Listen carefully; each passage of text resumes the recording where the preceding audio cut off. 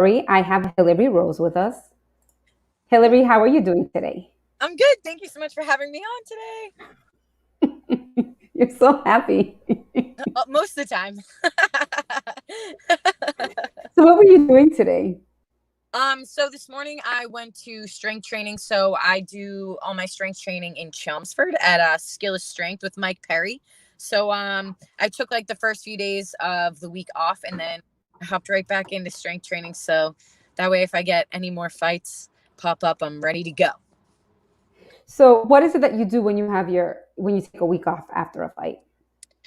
So I don't take much time off after fights. Usually I'd be right in the gym, but I moved. So I Oh, live where my gym is, but I like lived in the basement. My sister and I were roommates there. And then she oh. moved out. So I moved to an apartment that's upstairs at the gym now. So I was basically just the last few days just moving everything. So moving everything upstairs and organizing my new apartment. That's basically been it.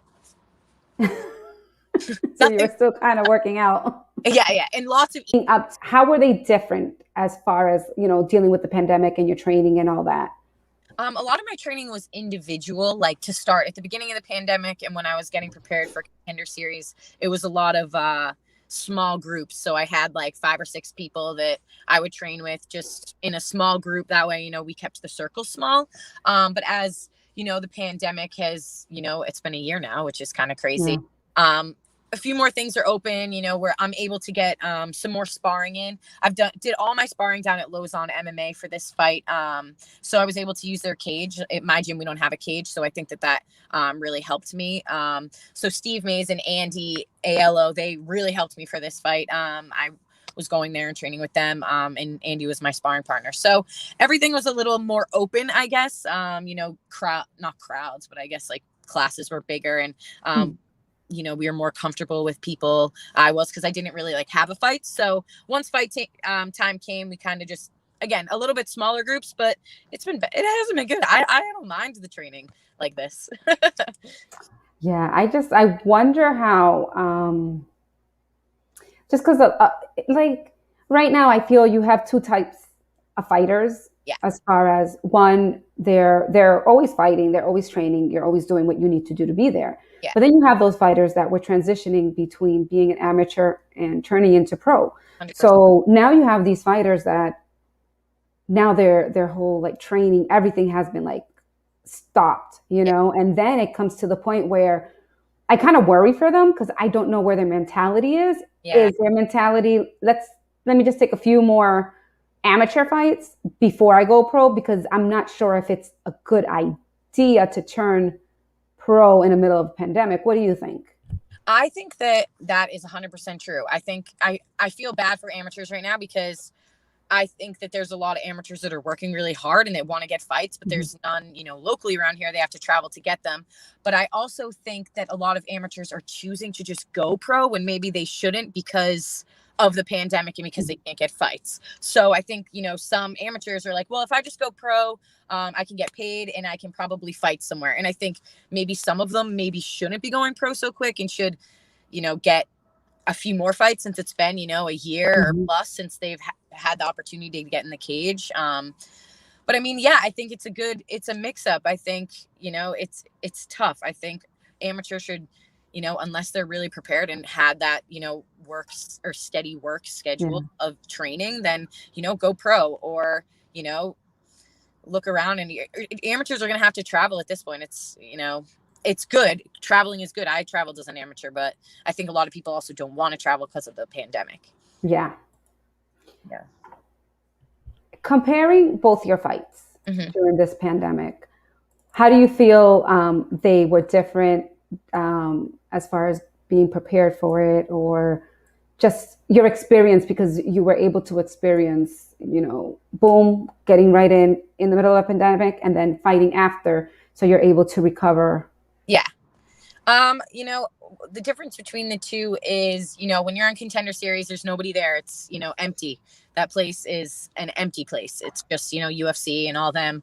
Where my last fight, I could have a crowd. So there was a crowd there, which was kind of cool. Some of my Yeah. family was there. And I think that it was almost strange knowing that there was going to be a crowd there because, it hasn't been like allowed.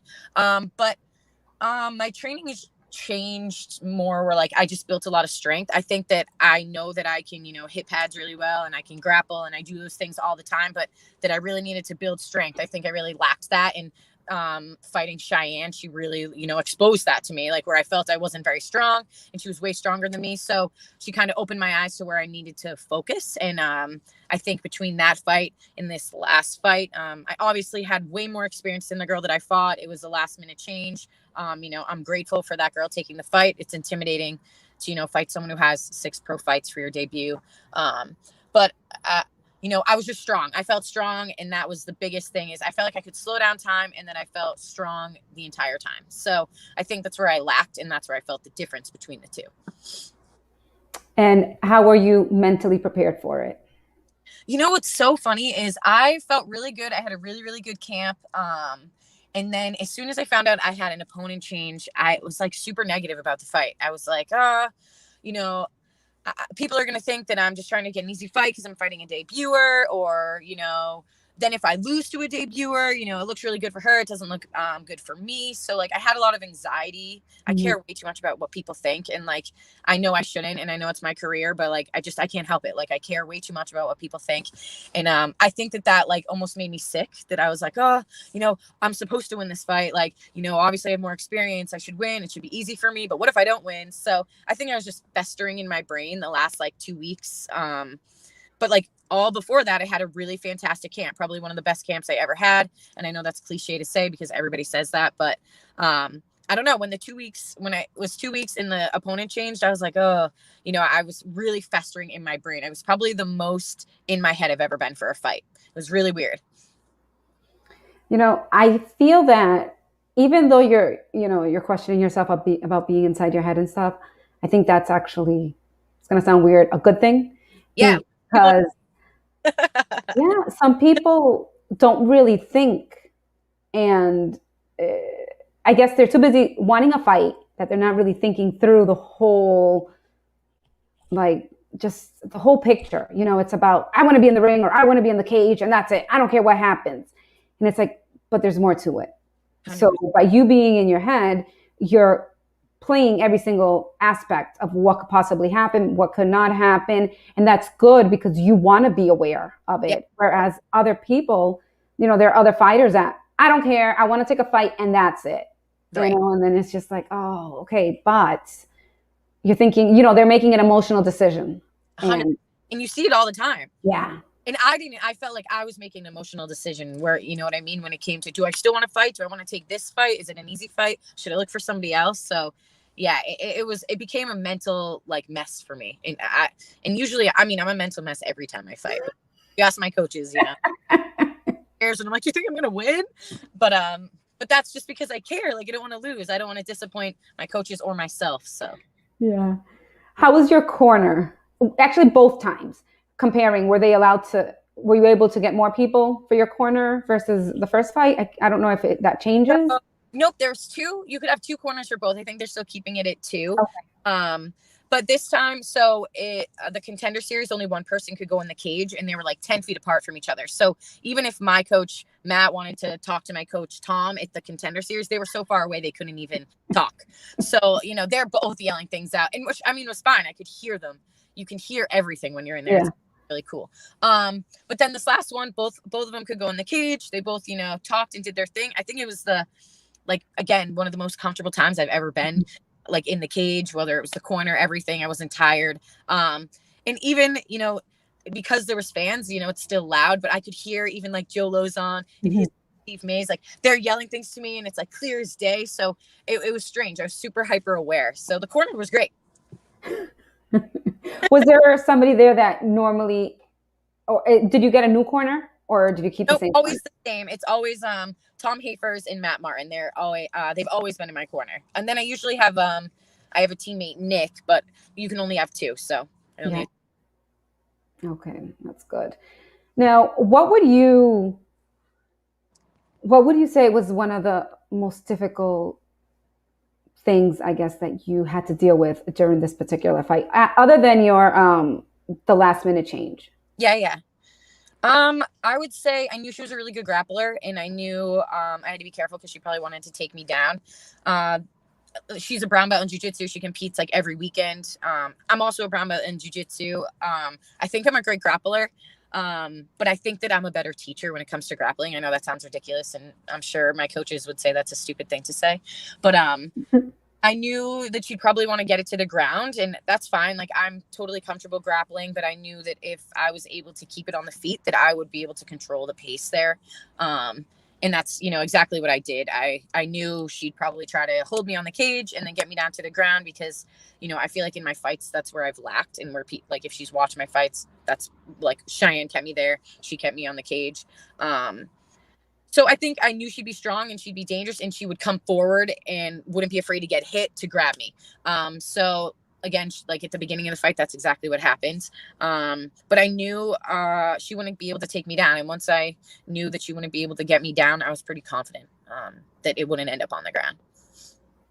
And the way you went in, was that the game plan? Was that what you had? The game plan was, to keep it on the feet or keep it on the cage and throw elbows. We kept a similar game plan to the girl I was originally supposed to fight. That girl was also a brown belt in jiu-jitsu and had some pretty decent striking, more striking than the girl that I just fought. But it was the same sort of game plan. Keep it, control the center, throw your strikes when you were there, and, just be smart. Smart fighting was the biggest thing, distance and range. So, I think it worked out well. I think all went as planned. Now, cutting weight, did this time around affect you at all, or? 100%. It was a much harder weight cut, I think, because I'm carrying around way more muscle. So I think I anticipated the cut to be, smooth as always. Like, I woke up, 119.8, which is normal. Like, I normally wake up at a weight like that. But usually the weight comes off. But I was also like, again, I was in like a bad mindset, I think, all around. Just that whole like last few days, I was like, I don't want to cut weight. I was angry. And I think a lot of the emotion is what like kind of kept me from cutting weight. I actually weighed in on their scale and was 0.4 heavy. So I had to go sweat out weight and come back. So I think just carrying more muscle, it was just new to me. And now I know that, cutting weight's going to be a little bit different.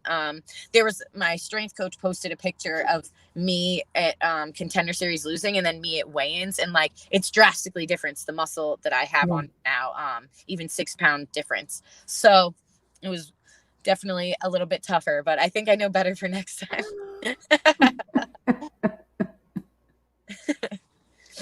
That's awesome. Now, so you're teaching, and how are you able to balance your teaching, your normal stuff, and training for your camp? Because you also, teaching takes a certain part of, your mentality, your focus. Does that impact your training mind? No, I think if anything, it benefits it because it keeps my mind having to think, like I do a lot of private lessons. So when I'm working with like private lessons, whether that's pads or grappling or like MMA based things, it's making my mind work, which is making me, focus on certain things. And then when I'm watching another body do it, I think it like makes my mind think about it in different ways. So it honestly benefits, I think, obviously when it's like the week before weigh-ins or like weigh-in week, I slim everything down and I don't train as much, or I'll use like different bodies. But I love to teach. It's like my favorite thing to do. So I think because I love it so much, it just makes everything more enjoyable. And then I'm able to, train and have my own kind of schedule because I can pick my privates and when I teach my classes. So it works out actually, oddly. That's great. I have a question. What about your management team? Who manages you? So I'm under Sucker Punch Management or Sucker Punch Entertainment, and it's Brian Butler. He's my manager. So he's from Virginia. He's this really cool guy. After my last fight, I knew it was time that I probably got a manager, and my coaches, I have one coach who's he has a full-time job and he can't fights for me my whole life. So now I'm under Sucker Punch Entertainment, and they're really great. I love being under their team. They've really helped me out. Between after my last fight and then getting, a fight recently. So yeah, they've been great. They're still new. So we're in like 6 months of relationship. So it's like, we're dating. How did you find them?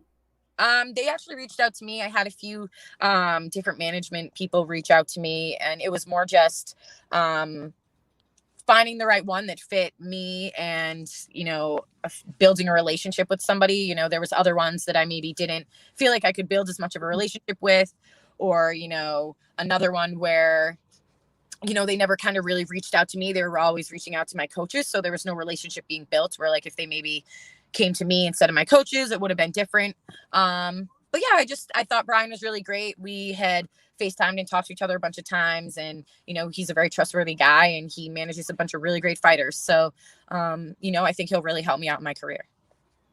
And how important is it for a fighter to have a management team?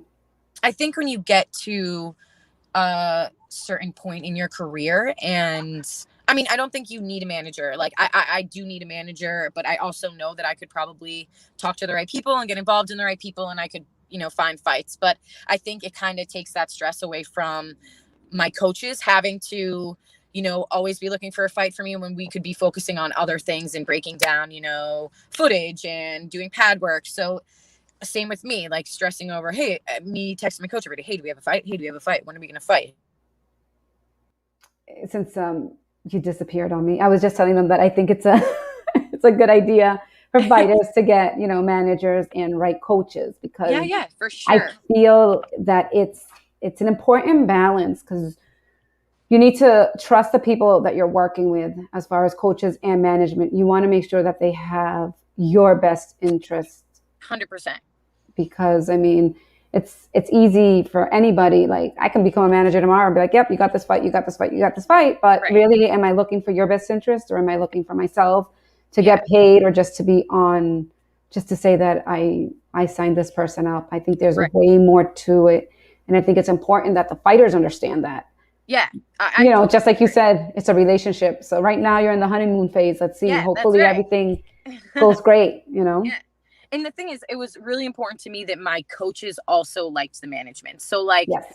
I didn't like just make the decision on my own. It was important that they also liked the management and liked who I was talking with. And, they had their own individual conversations with him. So I think that was really important to me too. And it took me a while to, make a decision. It takes me a while to make any sort of decision. But I decided, and it was good. And I think that it'll really help me in my career. And I think he'll connect me with the right people, and it'll be good. We'll see how it goes. Yeah. No, I'm happy for you. I'm happy that you got a good management team by your side. I'm glad that you're able to train with good people Yeah. that are building you up, not just, because sometimes I've seen fighters that go to certain gyms and stuff, but they've reached their limit there. So Yeah. yes, they can 100%. help all the other people under them, but they're Yeah. not really pushing themselves to their next level. So they're Right. like stuck and they don't really see it. So I'm glad you keep, you have your coaches and you're working with them, and you guys Yeah. keep growing and pushing, to get to your next level. Because For once you sure. get there, now, okay, you met this one, now where else can I go? And where else Yeah. can I go? And they're invested in me also. So it's good to have coaches who want to invest in you and your time, because there's, like Yeah. you said, there aren't many coaches who will actually do that. They'll show up when they need to show up, but they won't be there all the time. I could call my coach and say, hey, I saw this video and I think this thing, and they'd go, okay, and they'd send me notes. So it's good. It's good to have a tight bond with those types of people. Yeah. I mean, it's not about the name. Yeah, no. You're your own brand. You have to Yeah. build yourself up and make sure that the 100%. people around you are there. And Yeah. and it's just like, a lot of people are so caught up in this pandemic, where they aren't able to be out there. They're not able to Yeah. do what they love to do. But right now it's time to polish all those areas that you needed For to sure. polish, Yeah. and do what you need to do. So when you get that call, you're ready. Yeah. Just like you were ready. Yeah. And that's the idea, at this point right now, you always have to be ready. I think whether you're an amateur or pro, you never know what's going to happen, or a phone call that's going to happen. So, for me, the pandemic, I took full advantage of it. It wasn't, I think a lot of people made excuses, and I think that you could still find ways to train and do the things you needed to do and obviously, at times you could not train with other people. Like, I mean, I get that, but at this point, you can find groups of friends and teammates, and they'll If they're just as disciplined as you, then they'll want to work and get better. Yes. Thank you so much, Hilarie. I know you had a Yeah. workout and you had a long drive. Oh no, that's Um, okay. I was gonna go upstairs, but my dog will go nuts, and then I was like, it'll be a whole nother issue. is there anything that you would like to share with people as far as what to expect from you next, or any advice that you might have for the fighters that are kind of stuck as should I or shouldn't I go pro? Should I just take the next fight or not? Should I, in Yeah. that aspect? I think that, if you're an amateur right now, you should just be working hard, find good teammates to train with. And, if you've been training hard, then go pro. If you feel like it's a good decision and your coaches think it's a good decision, don't choose to go pro, make that decision as a team. And amateurs, I think, should just be staying busy. Don't use the pandemic as an excuse, train and get what you can in. And, if you stay busy, all the right things will, path the right direction. So, I think just stay positive. I think we're on the finer end of all Yes. this. Thank you so much for your time, and I Thank look you. I forward. love talking to you. Thank you so Yes, I will much. talk to you soon. Yes. God bless you. God bless you. Bye.